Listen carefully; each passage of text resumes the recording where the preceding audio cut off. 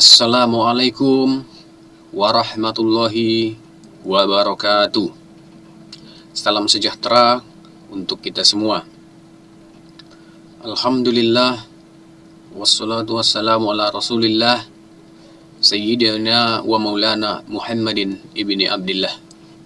Asyhadu an la ilaha illallah wa asyhadu anna Muhammadan abduhu wa rasuluh, la nabiyya ba'dah. Puja dan rasa syukur kita mari senantiasa kita panjatkan kehadirat Allah Subhanahu wa Ta'ala, yang mana sampai hari ini beliau masih memberikan kita begitu banyak nikmat, antara lain nikmat kesehatan, nikmat kesempatan, serta nikmat keselamatan, sehingga kita bisa melakukan aktivitas kita setiap harinya. Marilah kita senantiasa banyak bersyukur atas nikmat-nikmat yang diberikan oleh Allah. Salawat dan salam mari senantiasa kita curahkan kepada junjungan kita, Nabi besar Muhammad sallallahu alaihi wasallam, dengan lafaz Allahumma sholli ala Muhammad wa ala ali Muhammad. Semoga kita diberikan nanti syafaatnya pada yaumil akhir kelak. Baik, pada kesempatan ini kembali kita akan melanjutkan studi kita ataupun pembelajaran kita, yaitu pada mata pelajaran Bahasa Indonesia pada kelas 10 dengan materi cerita hikayat. Nah, pada kesempatan ini merupakan kesempatan kita ataupun pembelajaran kita, yaitu pada part 2, yang mana pada pekan kemarin kita telah sedikit banyaknya mempelajari seputar cerita hikayat serta pengertian apa itu cerita hikayat. Seputar hikayat itu, bahwasanya kita ketahui hikayat itu cerita yang latar tempatnya biasanya ada di istana. Nah, otomatis dengan begitu, tokoh-tokoh yang ada pastinya ada raja, ada ratu, pangeran, permaisuri, ataupun dayang-dayang, serta keluarga-keluarga dari kerajaan. Nah, pada bagian ini, pembelajaran part 2, di sini kita akan mendeskripsikan nilai-nilai dan isi yang terkandung dalam cerita hikayat. Baik, kita perhatikan. Nah, pada kesempatan ini di sini saya berikan satu contoh hikayat. Sambil diperhatikan, saya akan bacakan cerita hikayat berikut, yang mana judulnya di sini Hikayat Putri Kuning. Baik, sambil dilihat dan diperhatikan. Dahulu kala ada seorang raja yang memiliki 10 orang putri yang cantik-cantik. Sang raja dikenal sebagai raja yang bijaksana. Namun, karena terlalu sibuk dengan kepemimpinannya, ia tidak mampu mendidik anak-anaknya. Istri sang raja sudah meninggal dunia ketika melahirkan anaknya yang bungsu, sehingga anak sang raja diasuh oleh inang pengasuh. Putri-putri raja menjadi manja dan nakal. Mereka hanya suka bermain di danau. Mereka tak mau belajar dan juga tak mau membantu ayah mereka. Pertengkaran sering terjadi di antara mereka. Ke-10 putri itu dinamai dengan nama-nama warna. Putri sulung bernama Putri Jambon, adik-adiknya dinamai Putri Jingga, Putri Nila, Putri Hijau, Putri Kelabu, Putri Orange, Putri Merah Merona, dan Putri Kuning. Baju yang mereka kenakan pun berwarna sama dengan nama mereka. Dengan begitu, sang raja yang sudah tua dapat mengenali mereka dari jauh. Meskipun kecantikan mereka hampir sama, si bungsu Putri Kuning sedikit berbeda. Ia tak terlihat manja dan nakal. Sebaliknya, ia selalu riang dan tersenyum ramah kepada siapapun. Ia lebih suka bepergian dengan inang pengasuh daripada dengan kakak-kakaknya. Pada suatu hari, raja hendak pergi jauh. Ia mengumpulkan semua putrinya. Aku hendak pergi jauh dan lama. Oleh-oleh apakah yang kalian inginkan? Tanya raja. Aku ingin perhiasan yang mahal, kata Putri Jambon. Aku mau kain sutra yang berkilau-kilau, kata Putri Jingga. 9 anak raja meminta hadiah yang mahal-mahal kepada ayahanda mereka. Tetapi lain halnya dengan Putri Kuning. Ia berpikir sejenak, lalu memegang lengan ayahnya. Ayah, aku hanya ingin ayah kembali dengan selamat, katanya. Kakak-kakaknya tertawa dan mencemoohkannya. Anakku, sungguh baik perkataanmu. Tentu saja, aku akan kembali dengan selamat dan akan kubawakan hadiah indah untukmu, kata sang raja. Tak lama kemudian raja pun pergi. Selama sang raja pergi, para putri semakin nakal dan malas. Mereka sering membentak inang pengasuh dan menyuruh pelayan agar menuruti keinginan mereka. Karena sibuk menuruti keinginan permintaan para putri yang rewel itu, pelayan tak sempat membersihkan taman istana. Putri Kuning sangat sedih melihatnya, karena taman adalah tempat kesayangan ayahnya. Tanpa ragu, Putri Kuning mengambil sapu dan mulai membersihkan taman itu. Daun-daun kering dirontokkannya, rumput liar dicabutnya, dan dahan-dahan pohon dipangkasnya hingga rapi.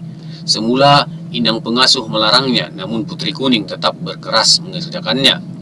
Kakak-kakak Putri Kuning yang melihat adiknya menyapu tertawa keras-keras. Lihat, tampaknya kita punya pelayan baru, kata seorang di antaranya. Hai pelayan, masih ada kotoran nih, ujar seorang yang lain sambil melemparkan sampah. Taman istana yang sudah rapi kembali acak-acakan. Putri Kuning diam saja dan menyapu sampah-sampah itu. Kejadian tersebut berulang-ulang sampai Putri Kuning kelelahan. Dalam hati ia bisa merasakan penderitaan para pelayan yang dipaksa mematuhi berbagai perintah kakak-kakaknya. Kalian ini sungguh keterlaluan. Mestinya ayah tak perlu membawakan apa-apa untuk kalian. Bisanya hanya mengganggu saja, kata Putri Kuning dengan marah. Sudah, aku bosan. Kita mandi di danau saja, ajak Putri Nila. Mereka meninggalkan Putri Kuning seorang diri. Begitulah yang terjadi setiap hari. Sampai ayah mereka pulang.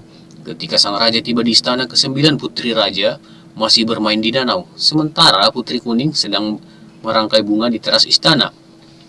Mengetahui hal itu, raja menjadi sangat sedih. Anakku yang rajin dan baik budi, ayahmu tak mampu memberikan apa-apa selain kalung batu hijau ini.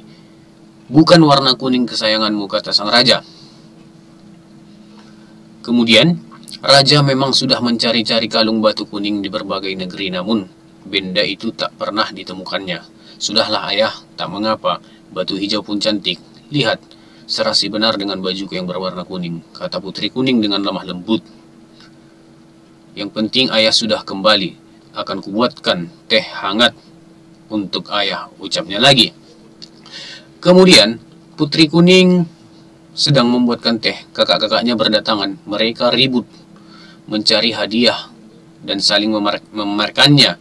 Tak ada yang ingat pada Putri Kuning, apalagi menanyakan hadiahnya. Keesokan harinya, Putri Hijau melihat Putri Kuning memakai kalung barunya. Wahai adikku, bagus benar kalungmu. Seharusnya kalung itu menjadi milikku, karena aku adalah Putri Hijau, katanya dengan perasaan iri. Ayah memberikannya padaku, bukan kepadamu, sahut Putri Kuning. Mendengarnya, Putri Hijau menjadi marah.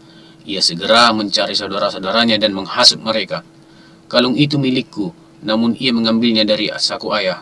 Kita harus mengajarnya berbuat baik, kata Putri Hijau. Nah, mereka lalu sepakat untuk merampas kalung itu. Tak lama kemudian, Putri Kuning muncul. Kakak-kakaknya memperlakukan Putri Kuning dengan kasar, hingga mereka beramai-ramai mengusung Putri Kuning, lalu menguburnya di taman istana. Putri Hijau ikut mengubur kalung batu hijau, karena ia tak menginginkannya lagi. Sewaktu raja mencari Putri Kuning, tak ada yang tahu kemana putri itu pergi. Kakak-kakaknya pun diam seribu bahasa. Raja sangat marah. Hai para pengawal, cari dan temukan Putri Kuning, teriaknya. Tentu saja tak ada yang bisa menemukannya. Berhari-hari, berminggu-minggu, berbulan-bulan, tak ada yang berhasil mencarinya. Raja sangat sedih. Aku ini ayah yang buruk, katanya. Biarlah anak-anakku kukirim ke tempat jauh untuk belajar dan mengasah budi pekerti. Maka ia pun mengirimkan putri-putrinya untuk bersekolah di negeri yang jauh. Raja sendiri sering termenung-menung di taman istana, sedih memikirkan Putri Kuning yang hilang tak berbekas. Suatu hari tumbuhlah sebuah tanaman di atas kubur Putri Kuning. Sang raja heran melihatnya. Taman apakah ini? Batangnya bagaikan jubah putri. Daunnya bulat berkilau, bagai kalung batu hijau. Bunganya putih kekuningan dan sangat wangi. Tanaman ini mengingatkanku pada putri kuning. Baiklah, kuberi nama ia Kemuning, kata raja dengan senang. Sejak itulah bunga kemuning mendapatkan namanya. Bahkan, bunga-bunga kemuning bisa digunakan untuk mengharumkan rambut. Batangnya dipakai untuk membuat kotak-kotak yang indah, sedangkan kulit kayunya dibuat orang menjadi bedak. Setelah mati pun putri kuning masih memberikan kebaikan. Oke, ini dia cerita tentang si putri kuning, yaitu asal usul dari nama bunga kemuning ya. Ini cerita hikayat, namanya cerita hikayat tak perlu ataupun tidak semuanya benar. Oke, kita perhatikan sekarang nilai-nilai identifikasi nilai yang terkandung di dalam cerita tersebut. Yang pertama yaitu nilai budaya. Nilai budaya, kita perhatikan konsep nilai. Di kerajaan, anak raja diasuh oleh inang pengasuh. Ini merupakan nilai budaya yang ada pada teks tersebut, yaitu pada kutipan. Tetapi ia terlalu sibuk dengan kepemimpinannya, karena itu ia tidak mampu untuk mendidik anak-anaknya. Istri sang raja sudah meninggal ketika melahirkan anak yang bungsu, sehingga anak raja diasuh oleh inang pengasuh. Ya, sepertilah nilai budaya yang mana inang pengasuh itu selalu ada setelah orang tua perempuannya meninggal atau ibunya meninggal. Kemudian nilai moral yang terkandung pada cerita tersebut. Nah, konsep nilainya, anak-anak seharusnya diasuh dan diawasi oleh orang tua. Namun pada kenyataannya, putri-putri raja menjadi manja dan nakal. Mereka hanya suka bermain di danau. Mereka tak mau belajar dan juga tak mau membantu ayah mereka. Pertengkaran sering terjadi di antara mereka. Nah, dikarenakan anak-anak ini tidak diasuh ataupun diawasi oleh orang tua, sehingga pada nilai moral di sini munculnya apa? Anak-anak itu menjadi manja. Ya, ini kita merupakan nilai moral yang ada pada cerita tersebut.